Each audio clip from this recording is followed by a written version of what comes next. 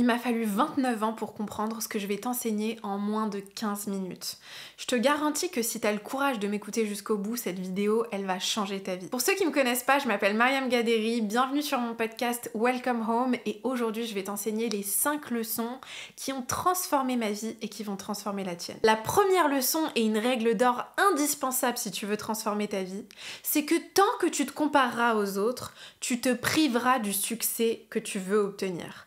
Parce qu'à chaque fois que tu te compares aux autres, à chaque fois que tu regardes quelqu'un en te disant cette personne elle est meilleure que moi, cette personne elle a quelque chose que moi j'ai pas, cette personne elle est plus capable, plus belle, plus intelligente, elle a plus de succès, ce que tu fais c'est qu'à un niveau inconscient, tu renforces une identité de perdant, tu renforces l'identité et la croyance qu'il te manque quelque chose, que t'es défaillant, que t'es brisé de l'intérieur, qu'il y a une raison pour laquelle les autres avancent dans leur vie et obtiennent ce que toi tu désires et que toi tu ne l'obtiennes pas. Donc si tu veux accéder à l'abondance que tu désires, si tu veux avoir la relation amoureuse que tu veux, le corps que tu veux, les finances que tu veux, la carrière professionnelle que tu veux, il va falloir que tu arrêtes de te comparer et que tu commences à t'inspirer.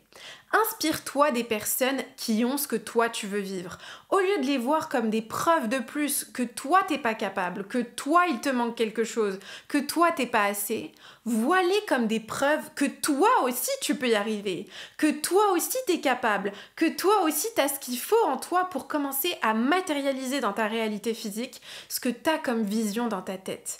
Parce que si un être humain a réussi à créer quelque chose, toi aussi tu peux le créer. Si un être humain a réussi à atteindre un objectif, toi aussi tu peux l'atteindre. Toi aussi t'as un cerveau, t'as un corps, t'as du sang qui coule dans tes veines. Pourquoi est-ce que toi t'y arriverais pas? Commence à changer ton état d'esprit et au lieu de regarder les autres et de te dire si seulement j'avais ce qu'il a, dis-toi plutôt et pourquoi pas moi? Moi, pendant des années, je me comparais aux autres, je les mettais sur un piédestal et moi, je me minimisais. À chaque fois que je regardais quelqu'un qui avait ce que moi je voulais avoir, que ce soit une relation amoureuse saine, un corps musclé, les finances que je voulais, quelqu'un qui voyageait, qui était libre de ses choix, je me disais non mais lui il y arrive parce qu'il a des ressources, parce qu'il est plus intelligent, parce qu'il est plus fort, parce qu'elle est plus belle. Je trouvais toutes sortes de justifications à ce que les autres aient ce que moi je voulais avoir et toutes sortes d'explications à ce que moi j'y arrive pas.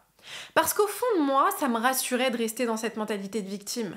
Parce qu'au fond, ça me donnait une bonne excuse pour rester dans mon canapé, regarder Netflix et éviter de m'exposer à la douleur d'être rejetée, d'échouer, de me ridiculiser aux yeux des autres. Mais si tu veux avancer dans ta vie, ça va être absolument indispensable que tu apprennes à prendre des risques. Et là, on touche la deuxième leçon. La deuxième leçon, c'est que tout ce que tu désires le plus dans ta vie est de l'autre côté de l'humiliation que tu essayes à tout prix d'éviter. Tant que ta peur d'être ridiculisé, d'être moqué, d'être humilié par les autres sera plus grande que ton désir de réussite, tu continueras à rester dans ta zone de confort, tu continueras à te cacher. Si personne se moque de toi, si t'es ridicule aux yeux de personne, c'est que tu ne prends pas suffisamment de risques. Tu ne peux pas obtenir ce que tu désires le plus sans faire face à ce que tu détestes le plus. Les gens qui réussissent, les gens qui ont le succès matériel que tu désires, les gens qui ont la relation amoureuse que tu veux, le corps que tu veux, ils passent tous par cette phase de ridicule.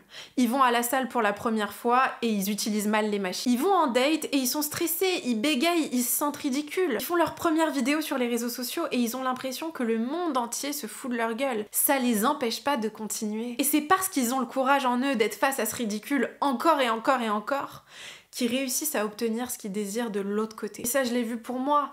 Quand j'ai commencé sur les réseaux sociaux, je me sentais ridicule. Tous les jours, je faisais 5-7 vidéos par jour que je publiais sur TikTok et mon maximum de vues, c'était 200 vues. Personne ne me regardait. Mais je savais qu'un jour, on allait m'écouter. Parce que j'étais tellement déterminée à obtenir ce que je désirais, j'étais tellement déterminée à porter ma voix et le message que j'avais apporté, il était tellement plus important que le ridicule que je pouvais ressentir sur le moment, que j'ai continué. La troisième leçon, c'est que tes relations, c'est le reflet d'une seule chose. L'estime que tu as pour toi-même. Plus tu t'estimes, moins tu tolères les comportements abusifs, moins tu tolères le manque de respect. Si tu veux savoir si quelqu'un se respecte, si quelqu'un a de l'estime pour elle-même, observe une seule chose, ses relations. Observe la qualité de ses relations. Est-ce que les personnes autour d'elle la respectent? Est-ce qu'elle est considérée par son entourage ou est-ce qu'elle est abusée? Il n'y a rien de plus révélateur que les relations que tu entretiens. Moi, pendant des années, j'ai entretenu des relations où j'étais la sauveuse, où je voulais absolument sauver tout le monde. Je voulais être utile pour tout le monde parce que je pensais que le seul moyen d'obtenir l'amour, le respect, la présence des autres autour de moi, c'était de tout leur donner, de les sauver de tous leurs problèmes, de me rendre utile pour ces personnes parce que j'étais persuadée à un niveau inconscient que je ne méritais pas la présence et l'amour des autres si j'étais pas utile pour eux, si je ne faisais pas quelque chose pour eux. Donc forcément, qu'est-ce qui se passait dans mes relations? À chaque fois, je donnais, et je m'étonnais que les gens ne me donnent pas en retour. Mais c'était quoi réellement mon intention en leur donnant? Est-ce que je leur donnais par pur amour parce que je suis une bonne personne? Ou est-ce que c'était pas plutôt égoïstement pour obtenir un réconfort, une sécurité émotionnelle que je ne savais pas me donner à moi-même? À partir du moment où j'ai commencé à avoir une réelle estime pour moi-même, où j'ai commencé à réellement m'aimer, à réellement me faire confiance, premièrement, j'ai eu des choix dans mes relations complètement différents. Et deuxièmement, quand je fais quelque chose pour quelqu'un, je le fais parce que j'ai envie de le faire. Pas parce que j'ai peur que la personne parte. Pas parce que je suis motivée par la peur que cette personne ne me donne pas ce que je ne sais pas me donner à moi-même. Il y a une énorme différence entre les deux. Et c'est ce qui fait que la plupart des gens restent dans des relations toxiques, des relations abusives, où des personnes leur manquent de respect, abusent de leur gentillesse, abusent de tout ce qu'ils font pour elles, parce qu'au fond, elles ont tellement peur de ne plus avoir ce que ces personnes leur donnent, de ne plus être nourries par ces personnes, par les miettes que ces personnes leur donnent, qu'elles sont prêtes à se trahir elles-mêmes pour obtenir ce qu'elles pensent ne pas pouvoir se donner à elles-mêmes. Donc c'est vraiment important d'aller voir quelle est la dynamique dans tes relations aujourd'hui et est-ce que tu acceptes des comportements qui sont pas ok pour toi. La quatrième leçon, c'est que si tu n'apprends pas à être ton propre refuge, ta propre maison, tu seras toujours sans abri. Si tu n'apprends pas à devenir ton propre refuge émotionnel, tu seras sans cesse dépendant des autres émotionnellement. Et si quelqu'un peut te donner un refuge, il peut aussi te l'enlever. Il peut aussi te mettre sans abri émotionnellement. Il peut te mettre dans un état de détresse tellement important que tu n'arrives plus à fonctionner, tu n'arrives plus à manger, travailler, te concentrer, faire du sport. Parce que quand tu t'habitues à faire des autres ton propre repère, qu'est-ce qui se passe quand les autres partent? Qu'est-ce qui se passe quand les autres décident de partir de ta vie? T'es perdu, tu sais plus qui tu es, tu sais plus où tu vas, comment avancer, comment fonctionner. Apprends à être ton propre refuge pour que personne dans ta vie ne puisse te mettre dans une situation où tu ne sais plus qui tu es, où tu ne sais plus quel est le sens de ta vie.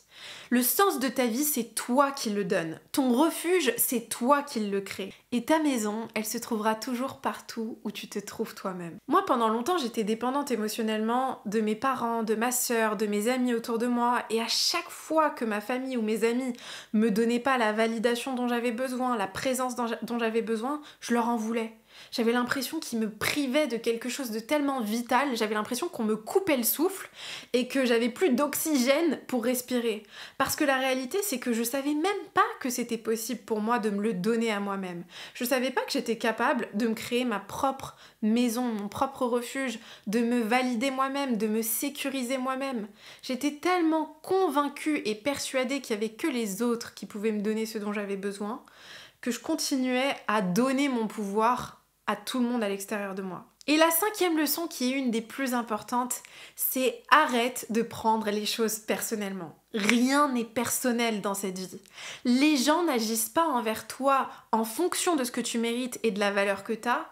Ils agissent envers toi en fonction de la valeur qu'ils se donnent à eux-mêmes. Quand quelqu'un trahit ta confiance, quand quelqu'un te rejette ou t'abandonne, c'est pas le signal que tu mérites de vivre ces choses-là parce que t'es pas assez. C'est pas parce que t'es pas assez belle, que t'as pas assez d'argent, que t'es pas assez fort, ou trop ça ou trop ci. Simplement parce que cette personne communique dans ses actions ce qu'elle ressent envers elle-même. Cette personne traduit dans ses actions l'estime qu'elle a pour elle-même. Parce que quand quelqu'un te trahit, la première personne qu'elle trahit, c'est pas toi, c'est elle-même. Quand quelqu'un te manque de respect, la première personne à qui elle manque de respect, c'est pas toi, c'est à elle-même. Donc au lieu de te ronger de l'intérieur, de te rendre malade, de te mettre dans tous tes états, réalise que ça ne t'appartient pas. et reprends ton pouvoir. Aujourd'hui, si quelqu'un me manque de respect, si quelqu'un trahit ma confiance, pas une seconde je vais me dire que c'est parce que je mérite que cette personne me manque de respect. En revanche, je vais comprendre à ce moment-là instantanément que cette personne se manque de respect à elle-même, que cette personne manque d'estime d'elle-même, que cette personne n'est pas quelqu'un de fiable sur qui moi je pourrais compter. Et je vais simplement décider de l'enlever de ma vie, de me retirer de la relation et de lui priver l'accès qu'elle avait à moi. Parce que je sais aujourd'hui que c'est un privilège d'avoir accès à ma présence, d'avoir accès à mon énergie. Et donc je vais pas chercher à prouver à cette personne qu'elle a eu tort de me traiter comme elle m'a traité, je vais pas chercher à lui faire comprendre qu'elle aurait jamais dû faire ce qu'elle a fait. Je vais simplement me retirer dans le calme, dans la paix, et ne pas me faire subir à moi-même un torrent émotionnel que je ne mérite pas de me faire vivre. Parce que je vais pas me punir moi-même pour les mauvaises actions que quelqu'un a eues envers moi. La meilleure punition que cette personne elle puisse avoir, c'est de ne plus avoir accès à moi et de devoir faire face à ce qu'elle a fait. Si tu veux aller plus loin et avoir accès à mes conseils, à mes rappels au quotidien, je te mets le lien de ma newsletter juste en dessous. Et comme d'habitude, si le podcast t'a inspiré, s'il t'a apporté de la valeur, n'hésite pas à laisser un avis, un commentaire sur Apple Podcast, Spotify ou sur YouTube. Je vous aime de tout mon cœur et je suis tellement reconnaissante que vous soyez là avec moi. Vous n'avez pas idée à quel point ça compte pour moi. Je vous envoie plein d'amour.